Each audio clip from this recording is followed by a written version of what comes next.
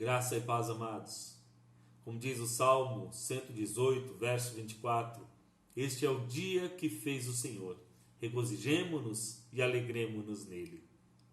Neste domingo em que nós nos lembramos de forma especial do sacrifício de Jesus sobre a cruz, de sua maravilhosa ressurreição, eu gostaria de pensar um pouco com você sobre o grande brado de triunfo de Cristo quando ainda estava pendurado na cruz. E para isso, eu convido você a acompanhar a leitura no Evangelho segundo João, capítulo 19, versos 28 a 30. Depois, vendo Jesus que tudo já estava consumado, para se cumprir a Escritura, disse: tenho sede. Estava ali um vaso cheio de vinagre. Embeberam de vinagre uma esponja e, fixando-a num caniço de sopo, lá chegaram à boca. Quando, pois, Jesus tomou o vinagre, disse: está consumado. E, inclinando a cabeça, rendeu o Espírito. De todos os evangelistas, queridos, João é o que mais sucintamente descreve a morte de Jesus. Contudo, seu relato deixa muito claro que a morte de nosso Salvador não foi uma derrota inesperada, senão uma vitória declarada. Sem a morte de Jesus, não poderíamos jamais ser justificados, e mais que isso, não seríamos reconciliados com o nosso Senhor. Não seríamos jamais reconciliados e admitidos à presença do nosso Deus. Sem a morte de Jesus, estaríamos ainda condenados por toda a eternidade ao sofrimento eterno. Destaque, sua morte representa muito mais do que nós podemos mensurar. Pois, conforme nos ensina João 1,14, o Verbo se fez carne e habitou entre nós. Ou seja, Deus se fez homem para salvar o homem. Isto implica em que o nosso glorioso Redentor, Jesus Cristo, satisfez plena e positivamente a justiça de Deus, sendo pendurado naquela horrenda cruz, pagando pelos nossos pecados. E ao olharmos para a narrativa de João, devemos atentar para alguns detalhes riquíssimos e que podem em muito nos edificar. Assim sendo, quero chamar sua atenção para o fato de que mesmo no último momento de sua vida, Jesus tem a palavra de Deus em profunda reverência. Seu amor por ela o faz declarar: tenho sede. Jesus já havia perdido muito sangue e era natural que ele tivesse sede. Afinal, a perda de sangue gera uma desidratação ainda mais severa. E o nosso Senhor, ao invés de suplicar, de implorar pela compaixão dos homens, ele busca cumprir o que havia sido dito a seu respeito na Sagrada Escritura. Pois ele a ama profundamente, a ponto de desejar cumpri-la cabalmente, em cada aspecto da sua vida. Veja mais uma vez comigo, por favor, o que nos dizem os versos 28 e 29. E depois vamos comparar esses dois versos com o que nos ensina o Salmo 69, verso 21. Depois, vendo Jesus que tudo já estava consumado, para se cumprir a Escritura, disse: tenho sede. Estava ali um vaso cheio de vinagre. Embeberam de vinagre uma esponja e, fixando-a num caniço de sopo, lhe achegaram à boca. Ou seja, Jesus afirmou àquelas pessoas que ali estavam: eu tenho sede. Mas ele fez isso buscando cumprir a Escritura. Mas que Escritura? Veja agora, por favor, o Salmo 69, verso 21.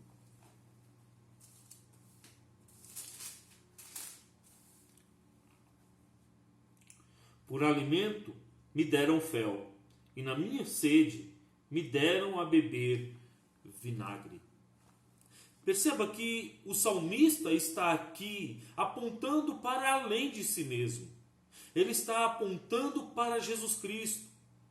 Ainda que não tivesse ainda consciência absoluta disso, ele estava profetizando acerca de nosso Senhor e Salvador Jesus Cristo, daquilo que haveria de acontecer com ele quando estivesse pendurado na cruz, sofrendo por mim e por você, pagando pelos nossos pecados. E agora, com os lábios ressecados pela exposição ao sol e pela desidratação natural, o nosso Senhor declara no verso 30, em alto e bom som, em alta e triunfante voz, tetelesté, está consumado. E este brado de Jesus não é um grito de agonizante derrota, mas de gloriosa vitória.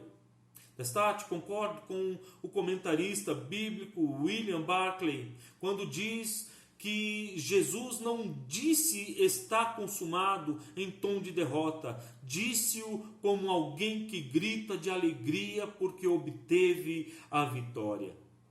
Isto porque naquela época havia 3 significados básicos para o vocábulo grego tetelesté, que significa está consumado. O primeiro significado de tetelesté é que uma missão havia sido cumprida.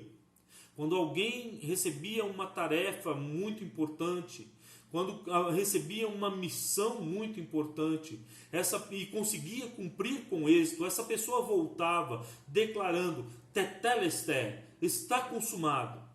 Eu terminei, eu fiz o que tinha que ser feito.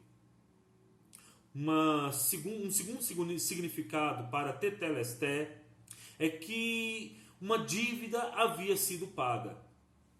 Você conhece alguém que em algum momento da sua vida passou a noite em claro preocupado com as dívidas? E quando conseguiu pagar essa dívida, ficou tão feliz que saiu cantando, gritando, falando para as pessoas? A ideia de tetelesté nesse aspecto é exatamente essa. Alguém que tinha uma dívida muito grande e que finalmente conseguiu pagá-la. Dessa forma, de tanta alegria, a pessoa exclama: tetelesté, está consumado. Um terceiro significado usual para tetelesté é que a pessoa havia tomado posse de alguma coisa. A posse estava completa, estava resolvida. É como você comprar um carro, pagar o carro durante muitos meses ou mesmo uma casa, e depois de pagar diversas e diversas prestações, você chega na última, pagou tudo, agora a posse é sua. O carro, a casa, o apartamento já não pertencem ao banco, pertencem a você.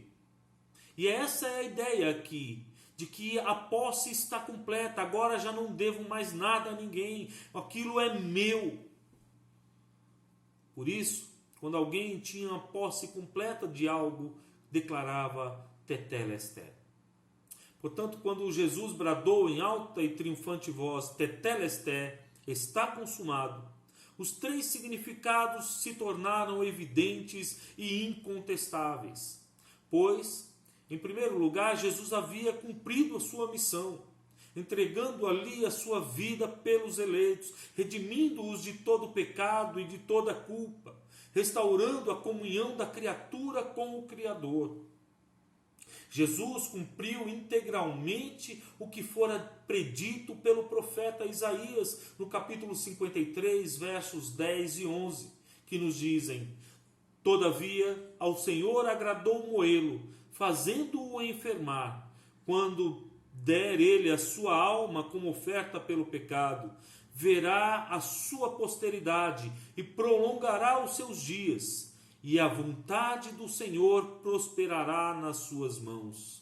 Ele verá o fruto do penoso trabalho de sua alma e ficará satisfeito. O meu servo, o justo, com seu conhecimento justificará a muitos, porque as iniquidades deles levará sobre si. Isso implica em que em Jesus nós fomos absolvidos no tribunal divino, queridos. Ele levou sobre si a nossa culpa e nos legou a sua justiça, nos livrando da condenação eterna, nos livrando do peso da ira de Deus, nos dando no lugar da condenação a maravilhosa esperança da vida eterna. Jesus pagou pela nossa culpa. Jesus pagou pelos nossos pecados. Ele cumpriu a missão. Ele cumpriu a tarefa que o Pai lhe havia confiado. Mas tetelesté implica ainda em que na cruz Jesus pagou a nossa dívida, satisfazendo de forma completa a justiça de Deus. Destaque, o apóstolo Paulo, escrevendo aos Colossenses, no capítulo 2, verso 14, declarou que Jesus, tendo cancelado o escrito de dívida que era contra nós e que constava de ordenanças, o qual nos era prejudicial, removeu-o inteiramente na cruz. A ideia aqui é de uma nota promissória que estava em aberto e na qual constava o nosso nome. Uma dívida que nós jamais poderíamos pagar. Uma dívida em que nós, em toda a nossa vida, jamais teríamos condições de saldar. E assim, o nosso Salvador, se entregando na cruz, paga essa dívida por nós. Ele morre pagando a dívida que era minha, a dívida que era sua, a dívida que era nossa. Dessa forma, o apóstolo Paulo pôde com propriedade afirmar em Romanos capítulo 8, versos 1 e 2: agora, pois, já nenhuma condenação há para os que estão em Cristo Jesus, porque a lei do Espírito da vida em Cristo Jesus te livrou da lei do pecado e da morte. Você pode mensurar a grandeza da dívida que Cristo pagou? O tamanho da dívida que Cristo pagou por mim e por você? Uma dívida que só poderia ser satisfeita com a morte de um inocente. E toda a humanidade, conforme ensina o apóstolo Paulo em Romanos 5,12, está comprometida, está totalmente dominada pelo pecado.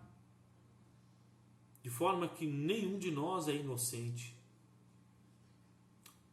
Por isso foi necessária a morte de Jesus. Por isso ele entregou a sua vida no nosso lugar. Porque ele é o Cordeiro de Deus que tira o pecado do mundo. Ele é o inocente que derramaria a sua vida em favor de pecadores indignos. Ele pagou a nossa dívida completamente. Ele rasgou o escrito de dívida que era contra nós. E agora já não há nenhuma condenação para aqueles que estão em Cristo Jesus. Por fim, tetelesté, está consumado, sugere que agora já não somos escravos do pecado e filhos da ira. Pelo contrário, somos possessão do nosso Salvador. Neste sentido, o apóstolo Pedro afirma que somos raça eleita, sacerdócio real, nação santa, povo de propriedade exclusiva de Deus. Nós já não pertencemos a nós mesmos. Nós não pertencemos ao sistema pecaminoso e falido deste mundo. Nós já não somos filhos da ira, mas somos filhos de Deus. Pertencemos a Ele. Somos dele. De forma que está consumado. Significa que Jesus fez tudo o que era preciso para a nossa salvação. Ele cumpriu ativa e positivamente o propósito divino, pagando um alto preço por nossas vidas. Confira comigo, por favor, o que diz a esse respeito o apóstolo Pedro na sua primeira epístola, no primeiro capítulo, versos 17 a 21.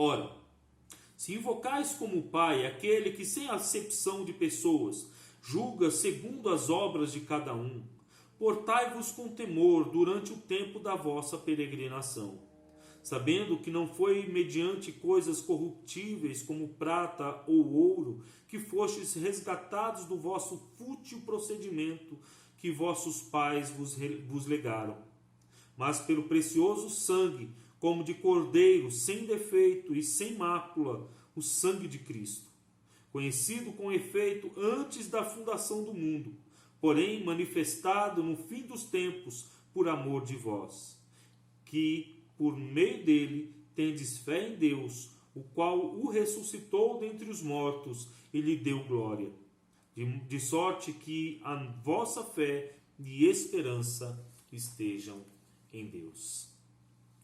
Diante disso, nós podemos declarar, assim como o apóstolo Paulo, em Romanos capítulo 8, versos 33 e 34, quem intentará acusação contra os eleitos de Deus? É Deus quem os justifica. Quem os condenará? É Cristo Jesus quem morreu, ou antes quem ressuscitou, o qual está à direita de Deus e também intercede por nós. Em outras palavras, em Cristo somos livres do poder condenatório do pecado e nutrimos a esperança de que naquele glorioso dia Ele voltará para nos buscar, levando-nos para estar com Ele por toda a eternidade. Nós somos possessão do nosso Senhor, somos possessão do nosso Salvador. O pecado já não pode nos dominar, o mal já não tem domínio sobre nós. Somos dele, a ele pertencemos. Por isso, podemos declarar, confiando na obra de Cristo, tetelesté, está consumado. O nosso Senhor deu esse grande brado de vitória, estando ainda sobre a cruz, porque ele já vislumbrava toda a sua obra como terminada. Ele já havia cumprido a sua missão, estava pagando o preço pelos nossos pecados e estava agora tomando posse do que é seu, tomando posse completa daqueles que Deus havia escolhido antes da fundação do mundo, como nos ensina Efésios capítulo 1, versos de 1 a 11. Após tão glorioso brado de vitória, nosso Senhor, inclinando a cabeça, rendeu o Espírito. Veja o verso 30, por favor. Quando, pois, Jesus tomou o vinagre, disse, está consumado. E inclinando a cabeça, rendeu o Espírito. A palavra grega usada por João para descrever esse inclinar da cabeça é a mesma palavra usada para alguém que depois de trabalhar, depois de labutar, depois de passar um dia muito cansativo, chega em casa e depois de tomar um banho sossegado, comer alguma coisa, se deita e descansa a sua cabeça sobre o travesseiro. Nada mais adequado para alguém que já havia sofrido tanto, já havia lutado tanto, que havia batalhado e pagado o preço por nossas vidas. Portanto, quando João está dizendo aqui que Jesus inclinou a cabeça, rendeu o Espírito e inclinou a cabeça, ele está dizendo, o Senhor descansou, porque ele cumpriu tudo o que tinha que cumprir. Ele cumpriu a sua missão, ele pagou a dívida, ele tomou posse daquilo que Deus lhe havia dado. Ele está descansando agora. Ele está calmo, tranquilo, porque tudo que ele tinha que fazer, ele fez. Ele sofreu terrivelmente por pecadores indignos e miseráveis. E agora ele está recebendo o seu merecido descanso. Como diz William Barclay, para Jesus a luta tinha terminado e a batalha estava ganha.